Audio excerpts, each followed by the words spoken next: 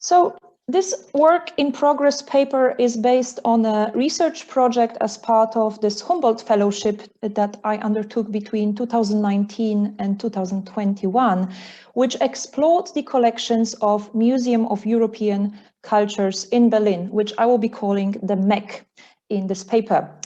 And this museum uses objects, many of which are coming from historical collections of folklore, to present, and here I quote the museum, European everyday culture and human lived realities from 18th century until today, unquote. And my research project was a historical ethnography of this institution and its collection.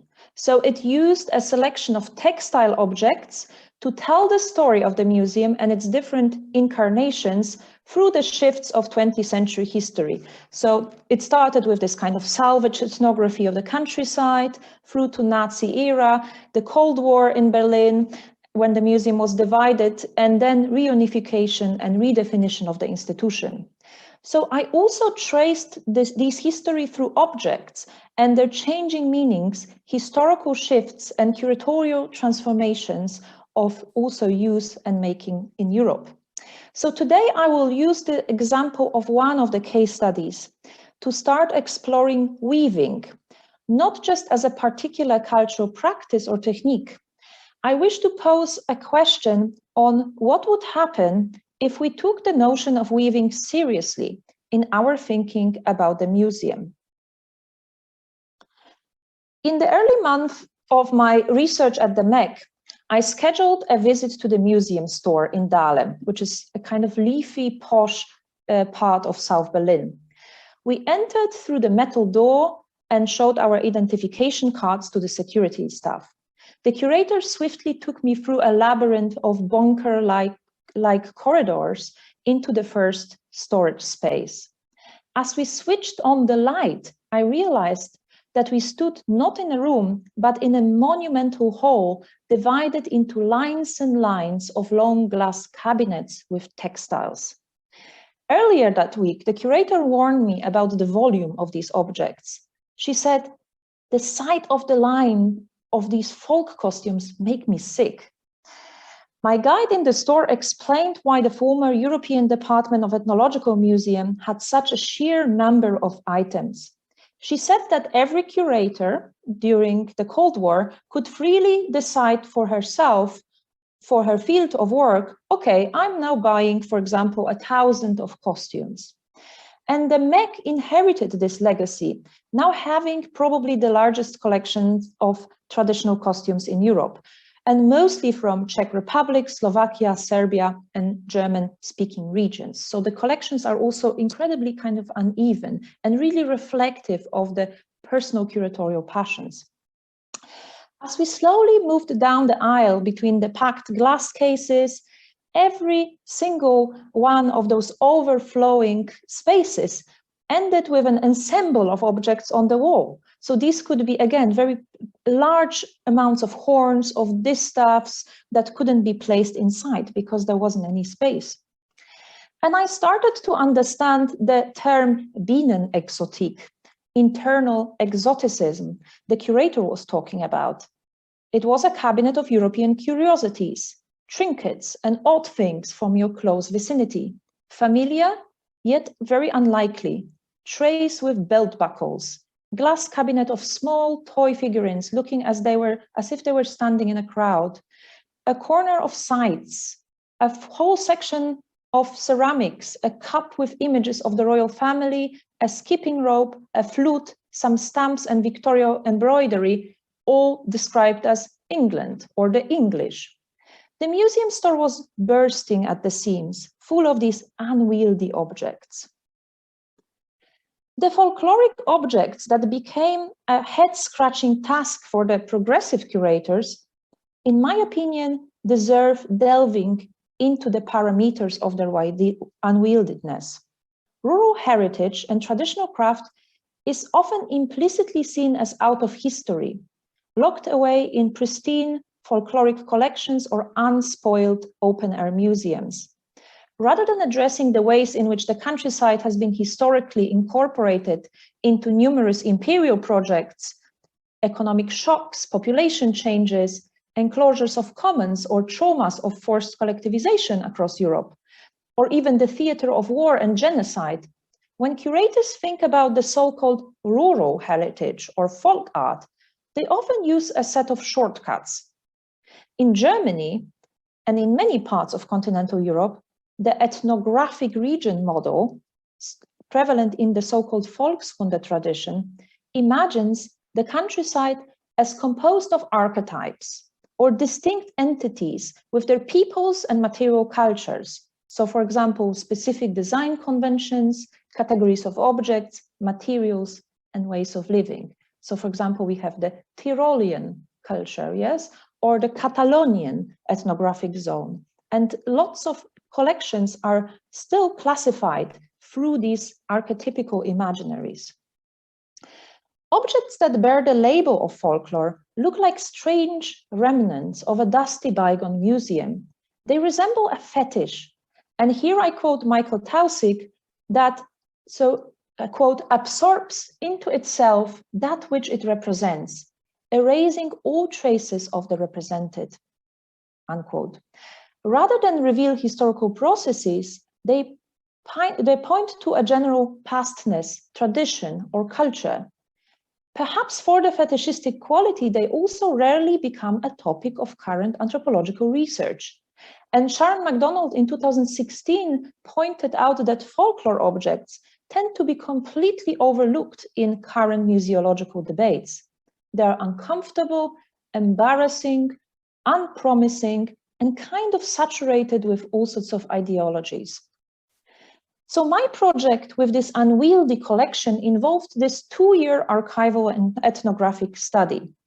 The objects were chosen through fieldwork and discussions with the curators, for example, evoked as key collections in curatorial projects or important historical protagonists for the institution. The project involved participant observation of curatorial practice, archival research, and fieldwork. And here, just as a side note, the fieldwork period has taken place during the unfolding pandemic, which significantly affected the way in which the research proceeded, as well as the trajectories and relations that could be built through those limited interactions. And I think the nature of this patchwork ethnography as a topic perhaps deserves another paper, but if anyone is interested in these entanglements between the personal fieldwork and the kind of crisis context, I really recommend the paper, the recent paper in Cultural Anthropology by Chika Watanabe. So the case study I want to explore today was initiated by the collection of woven carpets and double weave that was acquired in the early 1930s, by the former director of the MEC. And this was a different incarnation of the museum. It was called at the time the Museum of German Folklore. So on the left, you can see 2 examples of the collection. A carpet woven with this green interior made in the so-called knotted technique, so a kind of hand weaving technique, and a double weave. And the idea of double weave is that you can kind of look at the object design from both sides. So there is no front and back, there are 2 designs, and it's just about this kind of specificity of design practice. So this unique collection comprised over 40 carpets and double warp fabrics. On the right, you can see the publication of a monograph in which the director and curator Konrad Hamm presents the collection, provides a very detailed technical design analysis of this craft. And the book contests the prevalent at the time hypothesis of these being Tatar carpets. So it claims that the technique, so the previous theory was about this technique coming to the region from the east along with the Mongol invasion. Instead, Hamm points to the Nordic origin, arguing that the textiles were part of a regional material culture and cultural techniques of the whole Baltic area. The idea of a Nordic textile culture was very well received in the political climate at the time. And the publication of the book came at a point of the burgeoning Nordic Renaissance and folkish movements seen as preventing Germany's political and cultural decay. Please bear in mind this book, as it will be a significant actor in the interwoven story of this craft. So the museum pieces I focus on were acquired from the town of Lik in the Mazuria region of former East Prussia, now located in northeastern Poland. Most objects came from local elites, collected through the district administrator of the East Prussian town of Lik, Landrat Dr. Suermond, the medical doctor, or the veterinarian. So you can see these kind of the presence of these middle classes in the countryside as collectors. Most of these objects were produced in the 18th and 19th centuries, and the makers often wove dates and initials into the objects, so you knew exactly who the historical owners were. And here you can see the red dot on the map at the bottom, indicating the location of this region. So this is the area is currently also undergoing a significant crisis. If you check the news, the Belarusian government is channeling huge groups of refugees through that border zone between Poland and Belarus, and the far-right nationalist Polish government is kind of playing out this whole political game around not allowing these people or not allowing people to come through and to gain any support. So even though this region has been often perceived as a marginal space, it is very often throughout history a core or perhaps a theater of war and conflict. So, as I said, the region has been subject to complex historical transformations and various inter-imperial formations. Before World War I, it was part of this borderland Prussian and Russian empires. And just a note, the Polish state did not exist between 1795 and 1918 because it was partitioned between Russia, Prussia, and Austro-Hungary. After the First World War, when the objects were acquired, Lik was a borderland city between Prussian and Polish states. And at the point of acquisition of the collection, the weaving craft was already declining. And in the 1930s, special weaving courses were created to keep the fading tradition alive. So as East Prussia was always the most underdeveloped region or seen as a kind of rural hinterland of the Prussian state, these initiatives were aimed at providing economic stimulus to the failing post-1920s economy of the area. So this is the museum space in which the objects were first displayed. And in it, we can see a group of men and women in uniforms with swastika armbands surrounding Konrad Hamm. He stands in front of an oversized mannequin described as an ancient German. The athletic, wide-bone tribesman holding a spear in the right hand greets the guests with a Roman salute. The German peasant art exhibition, of which this picture is part of, focused on the continuity of Germanic culture through vernacular architecture, dress, patterns, and household objects since the Neolithic to recent objects. And peasant art was seen, and here I quote, linked as linking race and space, folk art, and people's moral, unquote. So it used this archaeological argumentation for the ongoing 2,000-year-old German settlement across Europe. So the space included an honorary room celebrating the great contributions to German folklore, featuring the busts of, for example, Brothers Grimm and Adolf Hitler. So the newly acquired collection of Masurian textiles played an important part in this show. It occupied a separate room to mark the first presentation of these acquisitions in Berlin. Dedicated to the carpets and double-warp fabrics, the space aimed to showcase the technique, and here I quote again, complete continuation through all epochs up to the peasant art of the present day that give rise to the richest possible evidence of exclusions from basic historical habitat of the Germanic tribes, unquote. So in line with Ham's monograph, the catalogue explained the widespread presence of these techniques across the Baltic region and their Germanness.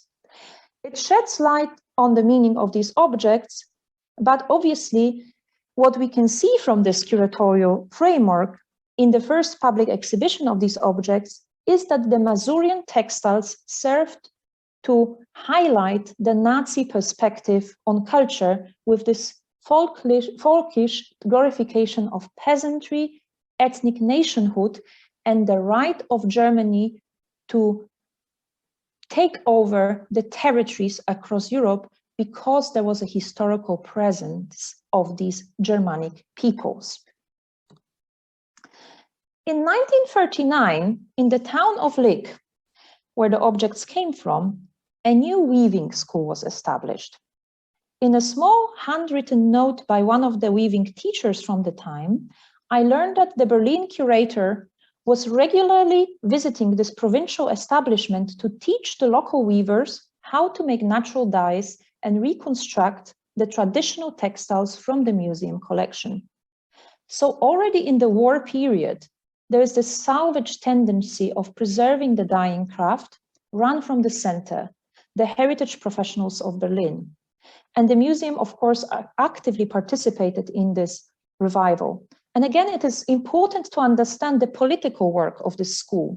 Within the Nazi policy of the time, the rejuvenation or revival of weaving was part of building a national material culture in a region that perhaps might have caused nervousness in the center because of its borderland diversity. So practice was part of the project of building German nationalistic consciousness, and weaving reconstruction itself was tangled in this project of ethno-nationalism.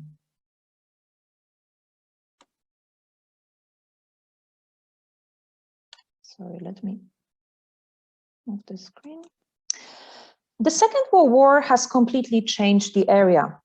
The majority of German-speaking population escaped with the German army or left as a result of Stalinist repressions on this community in the newly established region of the Polish state. And I just wanted to show you this map. Sorry, apologies, it's written in Polish, but for you to understand the sheer chaos and repopulation of this region. So this is the region that has 197,000 people kind of moving into it and 200,000 from USSR. So the area was this exit point of one type of peoples and a destination of many communities who were forcefully resettled from territories that used to be USSR and now are part of Belarus, Ukraine, and Lithuania. And where do, in inverted commas, traditional weaving practices and patterns fit into the picture of resettlement? In the first decade after the war, the craft once again became a form of economic and social stimulus by the new socialist government of Poland. Across the region, the former weaving school facilities were expanded and used to provide employment for the new settlers. In these early years, we have a very interesting combination of a social mix that influenced this practice. So for a cooperative, state cooperative in Mikołajki, which is one of those places where these objects came from, there are still German-speaking Masurian women who stayed behind and contributed their techniques and design to the work. There are Old Believer Orthodox nuns who run a weaving workshop in the area that collaborated with the cooperative. And there are also new settlers from the East with a household knowledge of manual weaving, all working together.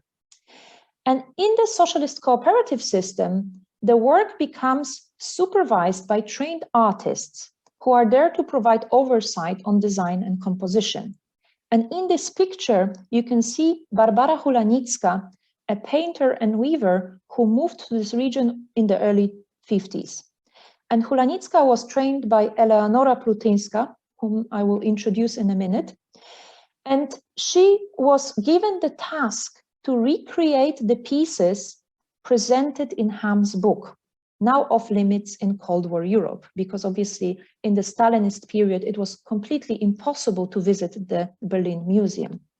So She was literally handed Ham's monograph straight after her graduation from the Warsaw Fine Arts School and went off to this unknown province. And here we can see how Hulanicka and her husband, who was a fabric dyer and loom technician, are working out the designs for the replicas that will be then given to the women of the cooperative. So paradoxically, a whole weaving industry was mobilized to remake pieces from Ham's monograph. In order to understand the direction weaving has taken in this part of Poland, I need to introduce you to another key actor or actress, Hulanicka's mentor and art school supervisor. Her name was Eleonora Plutyńska, here with what the museum staff in Poland said, hair weavers, belonging to her. And she was a fundamental character in the Polish post-war textile landscape. Plutyńska came from a wealthy Polish oil industry family in Lviv. So it's an area that used to belong to Poland, then Austro-Hungary, and today is part of Ukraine. As many members of the interwar elites, she became interested in arts and crafts through all sorts of philanthropic activities. And already in the 20s and 30s, she would go to the countryside in the so-called borderlands, so south of Lik, there was the borderland between Poland and Prussia, as part of this association for the support of Folk Industry Council. And she was looking for old double warp techniques and practices and wanted, in light of this modernist fascination with the naive or so-called primitive art, learn traditional weaving from the rural makers. But what she found in the countryside was actually a declining craft, with women trying to recreate industrial jacquard patterns on manual looms. So Plutyńska, as many members of European upper classes, saw herself as a salvage practitioner or a savior and encouraged women to return to former, more authentic practices. However, in contrast to similar attempts of reactivating this kind of craft, she placed an emphasis on techniques and materials and actually encouraged women to make their own compositions and designs. So the patterns, she advised women, could come from their own lives, their dreams, or anything they could think of. And this encounter between Plutyńska and the weavers leads to a long-term collaboration between the countryside and the art world in Poland. Plutyńska personally knew Konrad Ham, and it was her who gave the book to Barbara Hulanicka, who then recreated the objects from the illustrations. So this story points to this kind of continuous entanglement of art, curating, and making in this region. So now we are moving to the period of after the war socialist industrial weaving, when it became incorporated in the state cooperatives and became part of the planned economy. Weaving has been a significant local enterprise, providing jobs for hundreds of women, and it was this perfect employment for the rural settlers from the East. The post-war generation still had a range of textile skills that had been part of traditional upbringing in these areas. At the same time, the cooperatives were a good anchor point for the many young women who lost their families in the war and looked or were first forcefully moved to this area. So some of them were looking for a new life, and some of them were moved in these kind of military actions of resettling Polish-speaking populations within the borders of new Polish state. Speaking with the weavers in this area now, they have been engaged in different reconstructions of Konrad Ham collection. And for example, in the 1970s, a number of ethnographic museums across the country commissioned the weavers to make pieces for their own collections. And the image of on the left is a replica of Ham collection double weave made at the time, now in the Ethnographic Museum in Warsaw, after all its collections were burned down during Nazi occupation in the city. So we can see here a designer and ethnographer who worked with the weavers, making a one-to-one scale model of this work. So the post-war reconstructions circulated back and forth between the maker and the artist studios and the museum world, influencing, weaving, and populating local and national collections. So I think perhaps the metaphor of spirals is quite relevant here, I think. However, following the end of socialism in 1989, the cooperative system has been slowly shutting down. This is a period of decline, transformation, and the post-socialist so-called shock therapy, with all sorts of asset stripping, structural adjustment, and entry into the market economy. Throughout the country, all state enterprises that provided work for these displaced peoples and post-war migrants went bust. However, in the 90s, and then once again, weaving popped up as an employment initiative for the local women under financial crisis. So we have the third crisis, the interwar crisis, the post-war crisis, and the post-89 crisis. And at each of these points, weaving is always mobilized. So here we have, again, courses organized by local museums to provide women tools to gain own income. And the teacher of the Mazurian women in the 90s was a person from the village where Plutinska had worked many decades ago. So we can again see a sequence of punctuated accelerations, economic hardships, chaos, neoliberal marginalization in this part of Poland. And here I just wanted to show you some of the emerging directions. One comes from the long legacy of artistic collaboration that spans the interwar work of Plutinska. And during my fieldwork, I spoke to artists and designer makers who learned the craft from the traditional practitioners and used that skill in their own practice. So this elderly woman on the left is Mrs. Prismond, who once was employed in the socialist cooperative and learned weaving from one of those key rural makers who collaborated with the School of Fine Art. She now engages in collaborations with institutions, artists, designers, and museums. And Marta, this young woman, an artist from Western Poland, learned the technique with Mrs. Prismond and made these pieces. And she's interested in how we can translate the double weave technique in, for example, creating 3D objects or architectural textiles. She also explores the idea of textile as a canvas or as a space or a basic material that works with the notion of the loom as a perfect machine with no built obsolescence or need of updates. Elisa, so this is the work of Elisa. She works at the same Academy of Fine Art where Plutinska and Hulanicka used to be based. And again, this one is a double weave piece designed by Elisa and woven by Mrs. Prismond. The piece is about sisterhood and solidarity, a possibility of dialogue and relations between the different worlds of women within the context of the polarized politics in Poland and the recent abortion ban.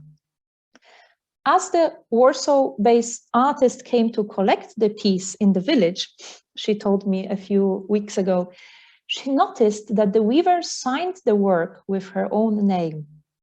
Just like in the historical pieces, once collected by hand, the signature was incorporated in the structure of the weave. Initially really angry about this, the artist soon realized that the weaver reconfigured the relation.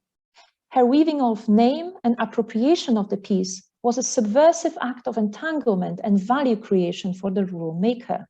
The maker has a perfect understanding of the cultural capital and the different modes of circulation of weaving on the art market. She also explained in the interview with me that she felt that she has improved the design of the artist in the act of weaving, which gave her a right to authorship.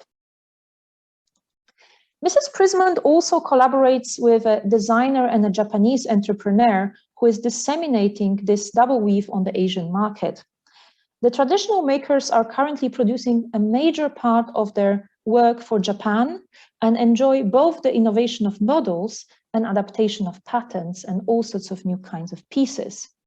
This collaboration also creates new types of encounters, as a group of Japanese women regularly come to the village in Poland to learn the technique. As we can see, the weaving culture is shifting in the market economy and the art market and adapting to different new openings of customer base and collaboration opportunities, but also all sorts of forms of authorship. I'm now going back to the museum. When the Berlin Museum was redefining itself after the fall of the Berlin Wall, when the East and West Berlin collections were reunited, the curators of the newly established MEC had a plan to use the Masurian or the East Prussian textiles for a large-scale research project. When I asked why these objects were the first objects they could think of in making a new museum, I was quite surprised to hear from the former curator that for her, the textiles represented a truly European cultural technique. And I think this tells us something about how Europe was imagined in the 1990s. Given the histories and political instrumentalizations of these objects, now I come to think that it might be a good example of the European. The problematic relations between the elites and the rural underclasses, the multiple nationalistic claims to material and immaterial culture, stories of genocide, displacement, and modernist fascination with folklore. So I hope that the example of these textiles can problematize the timeless fetish of the folkloric and some of the common sense ideas of continuity of traditional weaving. It shows that we need to dig deeper into these unwieldy objects. We need to pay attention to the twists and turns, to the population displacements, sequences of revivals, different weaves of economic stimulus, heritage interventions, and the creative, political, and economic forces that push and pull weaving in different directions. We also need to start noticing the ongoing entanglement between the objects, the makers, the users, the museums, and the art context. Thinking about these twists and turns, I find it quite productive to think with Donna Haraway's metaphor of the cat's cradle. So here you've got a picture on the left. It is a string game played between hands in which different figures can be made by knotting and twisting the string over different fingers. Haraway invites us to see how different forces and elements can be entangled to create new realities. And thinking through the image of the cat's cradle, we can notice the relationality of museum objects and this craft. In the case of Masurian weaving, the patterns and design activities depend and tag on seemingly distant resources.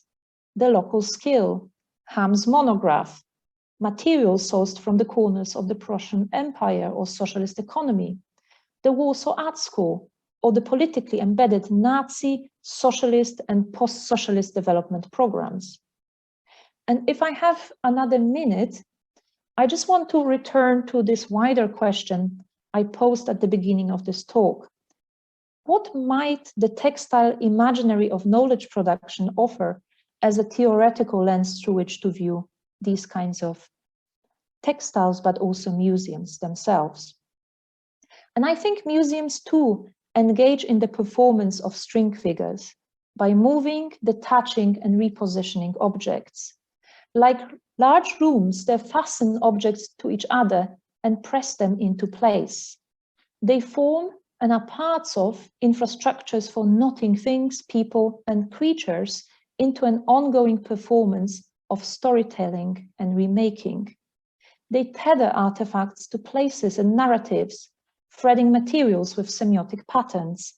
They are tools for the intricate fashioning of connections, integrating these into slices of the world. So these threads, interlaced path dependencies and patterns also have serious political and social consequences, as we can see from the exhibition in Berlin in the 1930s. So perhaps collection could be seen as a material trace of museum weaving, with its patterns, surfaces, codes, threads, and knots. And to understand the interlacing of the museum and its collection, I think we also need to develop critical methodologies based on forms of knowledge production adjacent to the expressivity of weaving. And for example, Susan Lee Starr proposed a new ontology of methods, a process that she called spooking, sparking, and spinning. And for her, spooking means finding those things that haunt knowledge production and representation. For example, the absence of women or the colonial subjects. To spark is to restore meaning creatively, making those same absences and silences collide, ironicize, and creatively work together. And spinning elaborates those new meanings, moving away from critique of approaches and instead hearing forth new insights. To spin is to stretch, to co-develop our imagination, and to build and weave new ways of knowing. So drawing from the liveliness of textile methodologies, thinking about weaving seriously requires us to acknowledge the eventfulness of a thread, not perceiving it as a line of development to follow, but as Annie Albers suggested, a site of ever-extending relationships. And therefore, I think my talk perhaps could have come across as chaotic because it's not about following a line. It is about these string figures and reconfiguring them in different interpretations. So perhaps examining the museum through fabric methods could also encourage us to think about things in more performative configurations, shedding light on the textility of the museum. It could also allow us to consider one's own situatedness in the intertwining of the professional and the personal, the methodological, ideological, and theoretical in our research, whether within the museum or during fieldwork. Thank you so much. I will stop sharing my screen and look forward to your questions.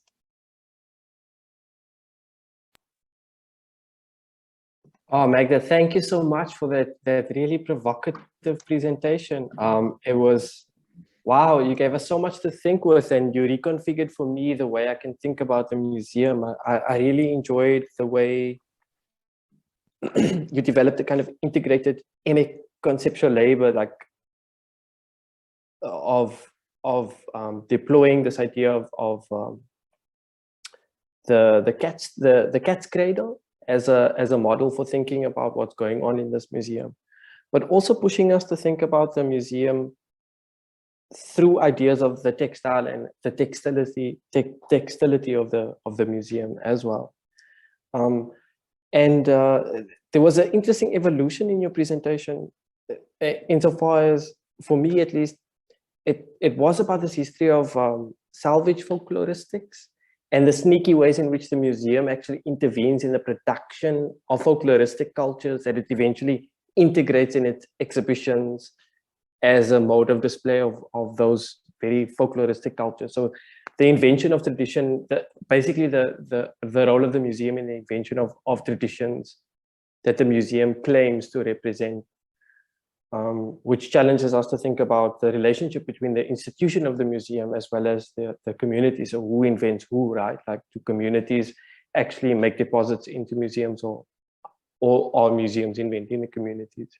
So on one hand, there was this history, but on the other hand, you evolved that into something really sophisticated and something, a set of concepts that will stay with me is about this textility and non-linearity and the potential of weaving as a, let's say, a conceptual constellation, as such a set of threads that we can sit with and back and forth, that it enables us to sit with and to think with it. It was such a stimulating presentation. I really, really appreciate that.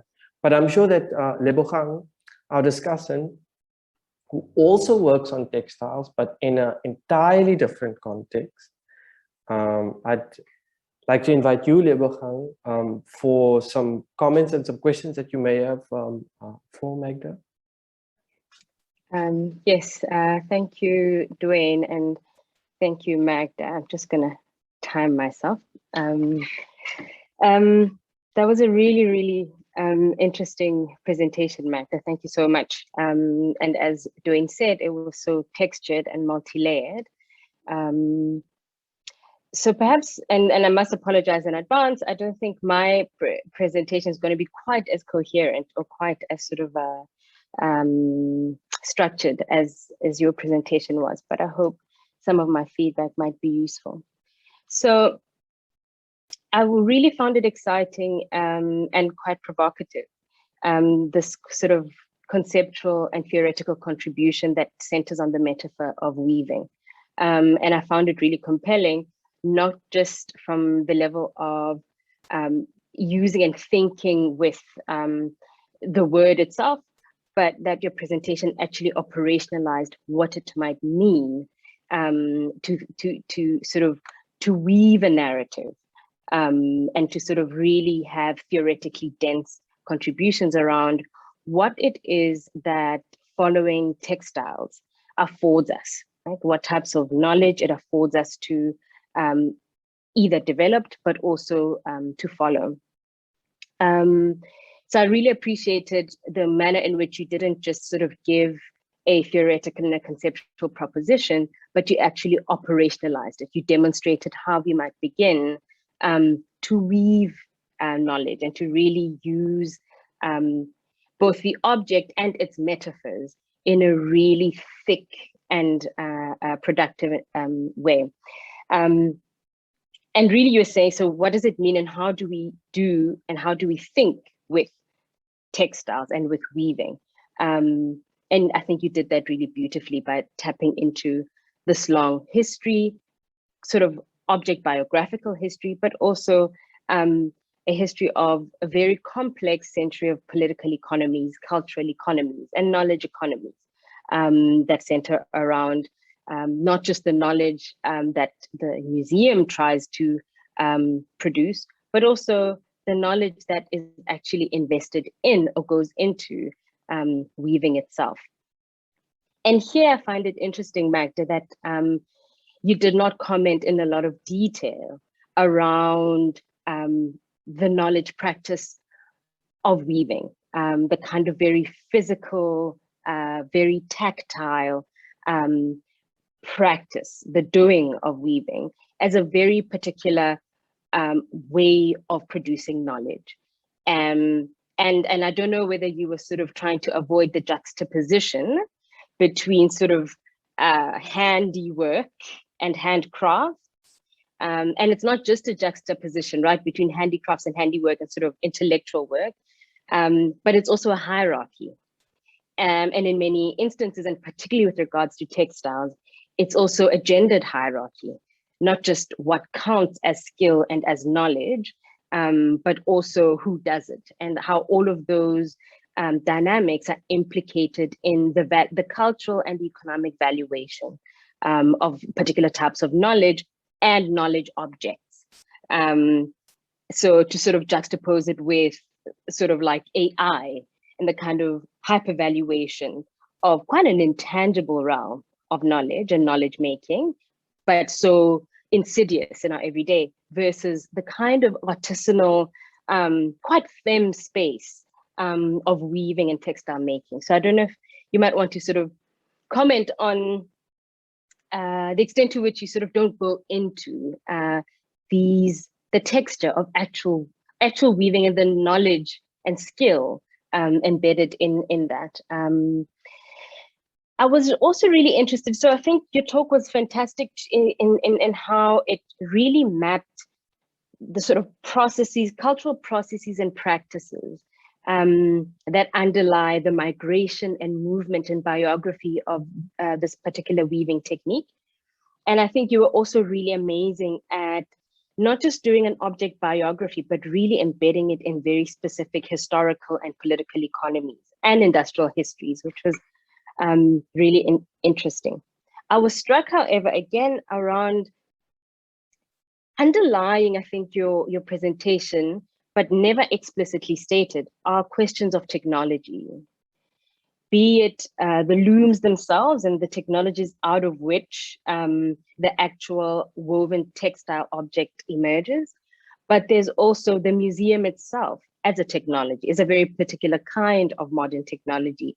And to some extent, Dwayne's contribution sort of points to that, or sort of it takes us to Benedict Anderson's work and around sort of imagined communities and nation making. And the role of the museum as a particular kind of technology in doing that. But to some extent, I felt like you're also having a conversation with Tony Bennett, right, around exactly what the museum represents or is, or how it can be defined, and maybe even, Kirstenblatt Gimblett. But more recently, I've sort of come across Dan Hicks's work, which is quite provocative around the museum and sort of as a space of necrography, writing about death and looting of objects. So, he reframes it in terms of a particular moment of geopolitical justice work and thinking about the museum as a space of violence and violation. And so within that, I'd be curious to see where your concept of weaving as it relates to knowledge making and the museum, is it having a conversation with these scholars, and what conversation is it having or pushing back on or problematizing? And I think finally, and this came through in your sort of latter comments, but you spoke really interestingly about sort of textility and the textility of the museum. And I'm wondering if you might want to say a little bit more about that. What came to mind as you said that, but also as I had been listening to your talk, was around the texture of knowledge, right? And I think Eduardo de la Fuente sort of speaks about moving beyond narrativity and the narration and reading of objects in the cultural turn to a kind of textural understanding of materiality, but of knowledge. And so in my head, when you said textility, I immediately thought of De La Fuente's idea of texturality, because I do think you're doing more than just reading industrial histories and reading, you're sort of also weaving a particular intellectual argument, but there's a texture to it. And you remind us of this texture in the way that you remind us to think about the objects themselves and what they are, or at least in what's implied in the word, in the concept of weaving. And so I'm interested in really just you elaborating a bit more about what you mean about the textility of the museum, and if this is something completely different from other sort of metaphors that we've, the narration of the museum, or the, I don't know, sort of there's the visual, there's the narrative, and now I think you're introducing something else, which is around texture. And I'm interested to learn a bit more about what that is from you. I don't know if there's anything else that I am missing here in my comments, but I think I'll stop there. But thank you very much. I think this was really, really productive. And for me, it's helped me think about or unlock certain sort of moments of stuckedness in my own research, which is to really extract the kind of theoretical and conceptual value of my particular textile analysis. And I came up with the concept of sort of a textile or initially it was the museum as an epistemic agitation, as a sort of historiographical argument.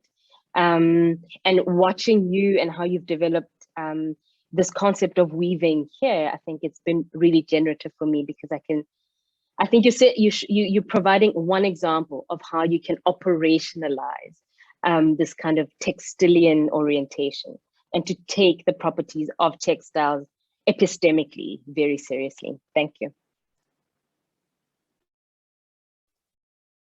Thanks so much, much. Yeah, there was a great set of comments. I think percolating in there also, and something that also struck me was about in the Southern African context, we don't talk about folkloristics in the same way. I don't think folkloristics is even a genre of anthropological knowledge through which we consider the collections in our museums. So it's a really interesting strand of anthropological knowledge, a European strand of anthropological knowledge, And I'm wondering about these differences in thinking about anthropology in the global South and folkloristics as a set of knowledges in the European context also. And then the other point that I wanted to just touch on, and maybe we can get to this a little bit later, is notions of authenticity and disputes over the value of textiles. I mean, whenever you talk about heritage, it's always about ownership and authenticity, right? So who actually owns the practice, and origin claims, as well as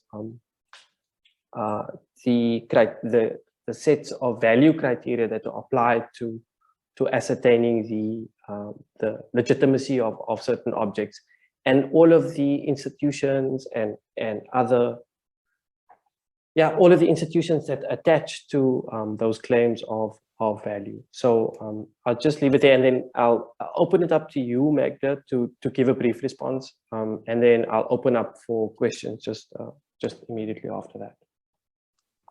Thank you so much for your comments and questions. They were incredibly productive and a lot of food for thought. So I have noted several of them down, but if I did ignore any, please remind me. So the first question was around the actual weaving knowledge and skill, and how it hasn't been kind of feeding into this paper. It has been feeding into this paper through perhaps what Dwayne mentioned, this kind of emic incorporation into theorization. So during my PhD, but also in this project, perhaps less so because of the COVID situation, I have been involved in a weaving apprenticeship. And the weaving apprenticeship and this physical connection to weaving has allowed me to rethink the object and the way the object is talked about, the way the object is conceptualized in embodied ways, the way the object, for example, is constituted through counting knots, etc. And I think that underlying knowledge production or actual weaving skill is something that informs all this work. I haven't talked about it in this paper because it will be perhaps too much for 40 minutes, but I would see it as a basis for my thinking about the museum. And my string figure in this context is thinking with the weaving skill, with the embodied conceptualization of object through weaving, and with the critical heritage studies theory. So I'm linking it back to your other question around who are my partners in thinking. And you mentioned Tony Bennett or Barbara Kirschenblatt-Gimblet. These theories around what museums do as a part of, for example, exhibitionary complex, as a part of an imperial project, for example, Prussian imperial project or state project in post-socialist Poland, are important ways of thinking through these collections. And just as I'm embedded in the tradition of political economy and kind of anthropology of post-socialism, I always ask these questions of, for example, what kinds of discourses have been created within the MEC throughout these different incarnations, and what meanings did they have beyond the museum? So as you could see with this exhibition in the 1930s, the museum exhibition of peasant art was not only about peasant art, it was actually about a claim to land. So it was this political claim of Lebensraum and appropriating land around Europe by the Nazi regime based on this claim of authenticity or Germanic peoples as being defended through the act of Nazi expansion. So yes, these are my partners in crime. And I suppose that links me to the question of Dwayne around authenticity and value. And I find this question particularly interesting in the connection with immaterial heritage and textile techniques. Firstly, because of this devaluation of gendered knowledge. And secondly, because of this kind of strange ambiguous value system that these cultural expressions are always involved in. So on the one hand, and I think Michael Hertzfeld was talking about it, that the craftsman is very often seen as standing on the national pedestal. It's kind of representing a country, you know, it's listed on UNESCO sites, and it provides this cultural capital for states. But when you move, and this is a metaphor from Hertzfeld, but when you move the pedestal, it actually becomes a tethering post for the maker. So these weavers in Northeast Poland are clever enough. So these moments of reappropriation are very interesting. They understand what happens if you get listed and what it means for the technique, that this is the moment where the technique gets defined. So on the one hand, it creates value. It creates this idea of a stamp of authenticity. But at the same time, it would not allow women like Mrs. Prismond to actually actively be involved in the art market and the commercial production for Japan. So these women actively deny heritage status or all sorts of listing because they know that that is linked to particular forms of limitations. So again, in terms of emic knowledge, people know exactly what's happening. They understand the economy, they understand the politics of value and authenticity. They understand, because they know other makers from regions that have been listed on UNESCO Intangible Heritage List, that it might come with some disadvantages. And they tactically use the craft to kind of enter different markets and different opportunities. The question of textility of knowledge, I'm not thinking in my work with Eduardo de la Fuente, whom I need to read because this is the first time I've come across this name, but I'm thinking with Tim Ingold. So he's been talking about textility of making and kind of being in the world and how all technologies are part of these wider entanglements and historical, cultural, and economic constructions. So this is perhaps how I'm thinking textility of the museum. And another thing I wanted to point to with this idea of taking weaving seriously, that what weaving taught me about when I was spending my time in Romania during my PhD is that, in contrast to curators who very often describe objects as sets of patterns, so this is a typical pattern from X, or this is a typical pattern from a different region, they talk about objects in terms of surfaces, in terms of knots, as I mentioned before, in terms of the embodied and the physical features of the object and how they link to activity. And I think that really is, for me, the core of my thinking and my kind of initial theory of this museum, that we need to look at these interconnected activities. We need to look at these gaps and knots, the things that come up over and over again, how certain objects are being constantly brought as highlights of the museum in certain narratives, how certain rhythms reoccur, but also how certain activities create path dependencies or perhaps create new pathways within the patterns. So again, so this is about incorporating that embodied knowledge of weaving into my theorizing of the museum. And I know this might not work in some contexts, but I feel that this is a productive way of thinking in my particular case study. I will just read out the question. So the final question I forgot to mention was related to the museum's geopolitical entanglement. I think you sketched this beautiful in the earlier period, but not so much in the contemporary moment. Right, so this is a question about the MEC today and how it is linked to geopolitical entanglements. Well, I mean, this is a very interesting question in terms of, again, how Europe is being imagined in this museum. So sketching it very quickly for you historically, the MEC has been created as a result of this post-Cold War reunification of two institutions.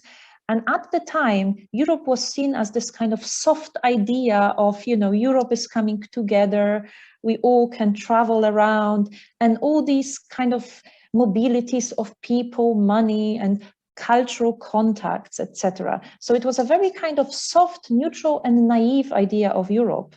And I think over time, the museum firstly started to realize that we cannot think Europe without the global entanglements.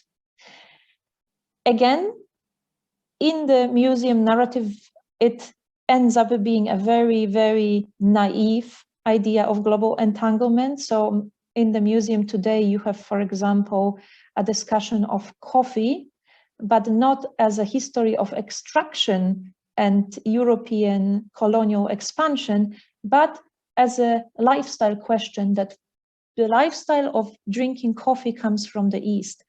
And I think the museum is just waking up to the debates that we've been having in anthropology since the 70s, basically, to certain questions of exploitation, of colonial extraction, of the kinds of entanglements that might not perhaps tell the comfortable story. And they are starting provenance research, they are starting projects around the internal colonial colonial projects in Europe, for example, with the First Nations such as the Sami peoples and the different imperial projects that are linked to them in Scandinavia.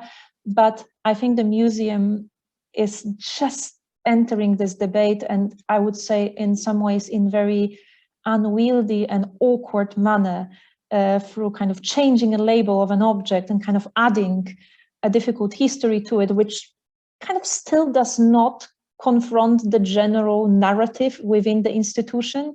So I would say the museum is starting on this journey. I don't want to be too critical, but it's starting on this journey at the moment.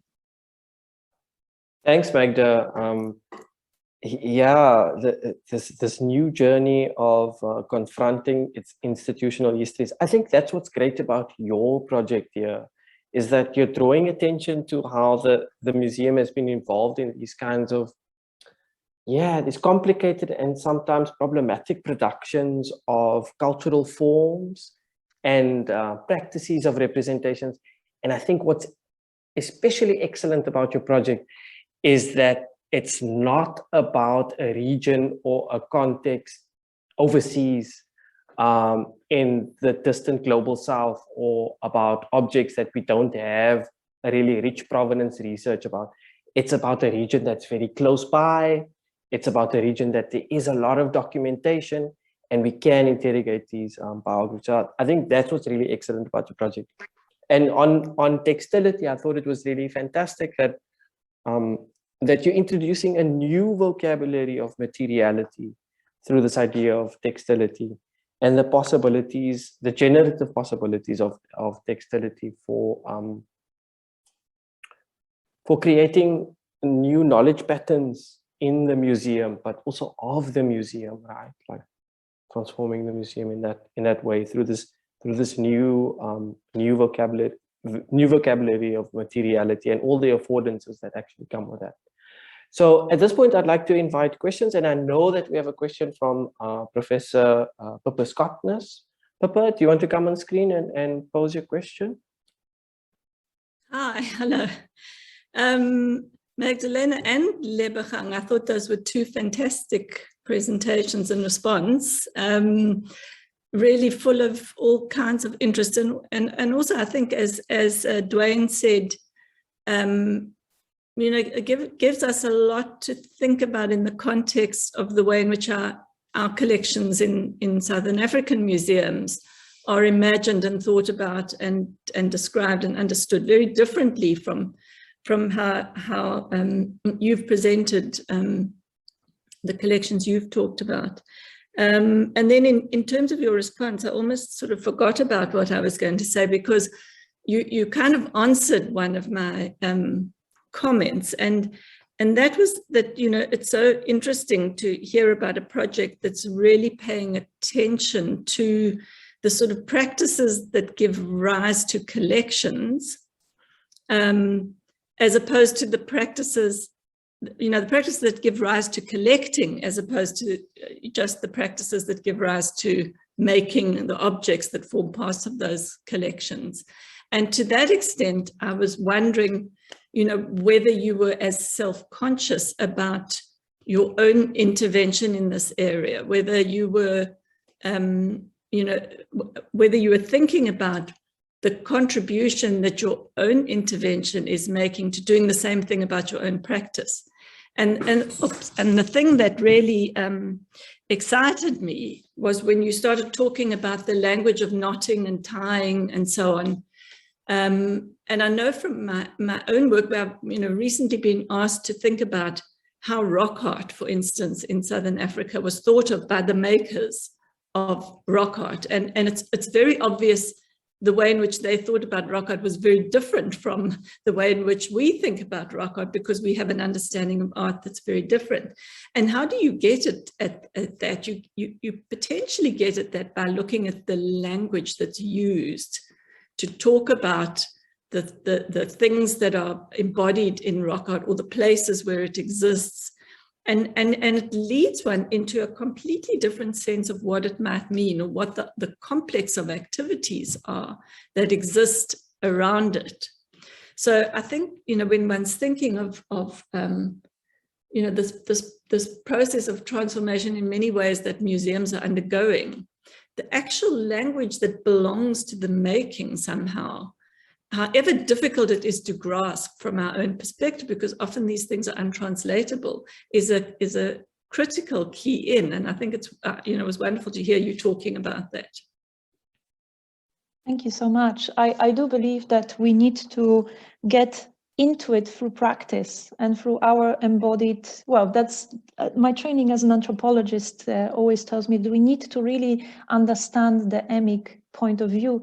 And I remember thinking about rock art. I was trained by this archaeologist, Chris Tilly, who gets us to think about places like Stonehenge, places that we might not have access to, the ontologies of which we might not have access to, but he uses phenomenological methods. So really placing oneself with the body, entering the space, surveying the landscape, being in the landscape, feeling the landscape, looking at that. So not only looking, but being with all your senses within a certain practice really allows you to understand it.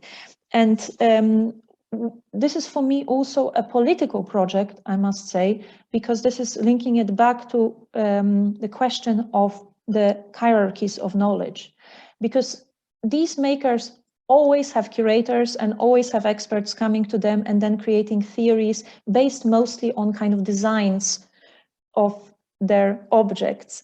But what I tried to do in my PhD, and less so in this project because of the COVID situation, I tried to be an apprentice.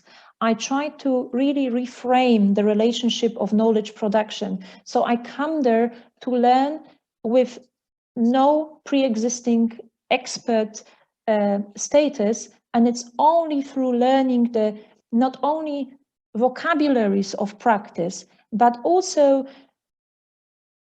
ways of knowing the object, because they are actually happening through embodied pathways to knowledge, allows me to create theory. Of course, it's never going to be as good as Mrs. Prisman's 40 years of weaving experience, but at least I can have a glimpse into how people think, feel, and work through material culture. So this has been always my my priority.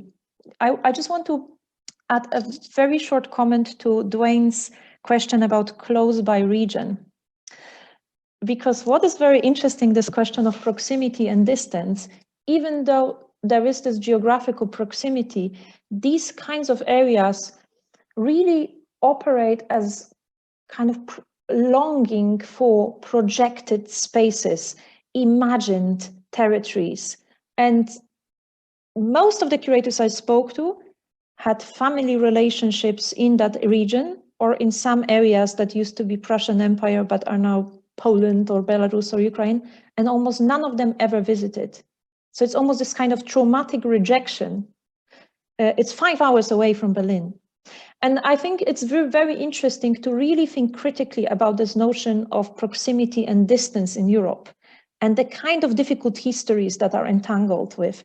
And I suppose, you know, the question is it easier for a German to do research in the global south than in your own traumatic history, digging into, you know, something that perhaps personally and in terms of your kinship might bring very, very strong resonance? I mean, that's just a question I'm putting out there.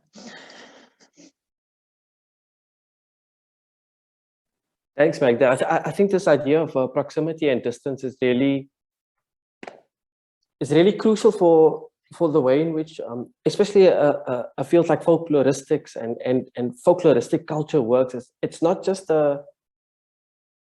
it's not just in terms of physical distances, but it's also temporal distances, right? Like it's about origins, like and proximities, imaginaries, and proximities, like. And the awkwardness, because on the one hand, you claim something in relation to it. So kind of, you know, the Germanness kind of sits in these beautiful buildings, kind of folkloric wooden houses, but there is this, they are like kaleidoscopic objects because they are awkward. They are also kitschy, you know, it's all linked to Oktoberfest and all these imaginaries, and it's kind of embarrassing and you don't want to have anything to do with it, but constantly every regime claims Germanness on the basis of it. So I find it's such a fascinating area that is completely ignored. Anyway, sorry. There's a kind of, an awkward hybridity there. It looks German, but it's not the kind of Germanness that we want to recognize in ourselves, at least not right now. It doesn't represent exactly our opinions of ourselves at this point in time. As we conclude or go into the last 10 minutes, I'd invite you to please raise your hands, our audience members, to raise your hands or drop a question in the chat box. But I'm interested in the reappropriation of folkloristic culture for right-wing political projects at this point in time. I mean, there's an upsurge in right-wing political projects, and the use of the term heritage is becoming politicized in very interesting ways in the European context, especially with folkloristics and how it serves to validate and legitimate certain claims to autochthony. And I was wondering how and in what ways some of your Masurian textiles have been implicated in these right-wing political projects, if in any way. Thank you so much. This is a great question. And again, it's very interesting how all sorts of regimes manage to appropriate folklore. So, you know, so you have Ceausescu and his state socialism and all these people marching down, talking about socialist futures. And then you have Nazis having also the same costumes marching down the Olympic Stadium. And now, I mean, I don't see it with AfD so much in Germany, I suppose, because folklore is too problematic and the immediate connection to Nazi Germany is there, but it's happening, for example, in Hungary, big time, and in Poland, partially. So yes, as you said, this on the one hand, there's this evocation of familiarity, you know, the village fest, where you have your sausage and people have nice costumes and sing songs together, and there's this kind of sense of communal ritual and kind of this warm, quaint, very white community. So not the refugees that come from outside. So there's always this kind of inside and outside that is being evoked in these imaginaries of locality. But at the same time, folklore always comes onto this political stage. So folklore is always driven to the capital to take part in some sort of displays.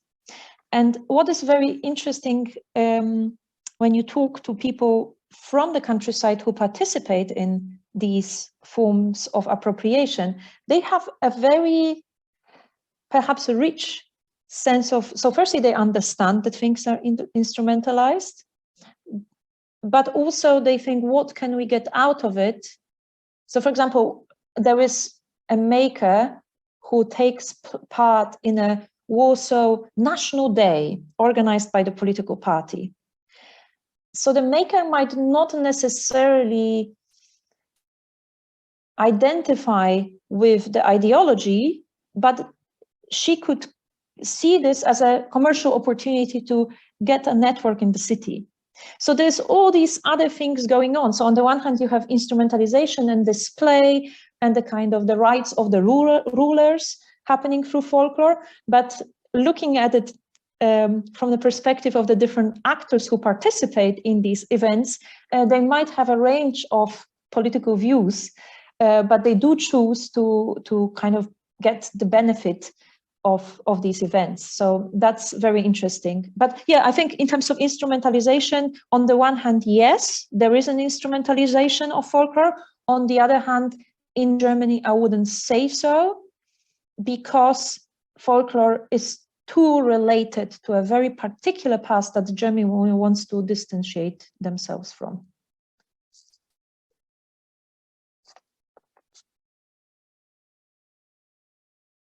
Thanks, Magda. That only makes your case study so much more complex and interesting also. Lebogang, I see that you've also made a remark on this point of material culture and symbolic landscapes of right-wing political movements. Do you want to come up on screen and pose it to Magda? No, not at all. And in fact, she preempted. So I think I typed that, and immediately afterwards, she sort of put, really highlighted the case of Hungary. But yeah, I mean, I think it's been interesting, the kind of folkloric heritage, sort of idyllic and pure sort of historical past that is being mobilized by right-wing movements, and some of the sort of really problematic mobilization of particular symbols. That skirts very closely to like Nazi iconography, and is done so sort of willfully. And I think her work is really around the kind of consumer cultures that are emerging in terms of tourist markets, trinkets, and sort of lifestyle brands that are emerging around these symbols, that almost create a very palatable entry and a very sort of inconspicuous entry into the realm of very problematic right-wing essentialist white supremacist ideology. So yeah, I mean, your research is timely across so many geographies within Europe, but yeah, all the best. Lebogang, at this point, I have a question for you. Does this vocabulary of right-wing appropriation also have traction in your context with working on Shweshwe cloth, for example? Like how, can you give an example of how this has been appropriated for certain political projects? Because I think would be like as we wrap up. To some extent, and so when you said right-wing political project in our context, I was like, whoa, that's a bit jarring. And yet there is a kind of sort of ethno-nationalist, not so much, but a kind of nationalistic fault line that is being skirted. One that was evident in the Shweshwe textile exhibition, and how it sort of, at different points, vanished the region, sort of other regional countries, nationalities, ethno-national configurations around Shweshwe, sort of in a way that highlighted or lifted out the South African relationship with the textile as sort of emblematic. So certainly quite a conservative, inward-looking appropriation of a textile with a very global origin and very strong region within the Southern African region circulation.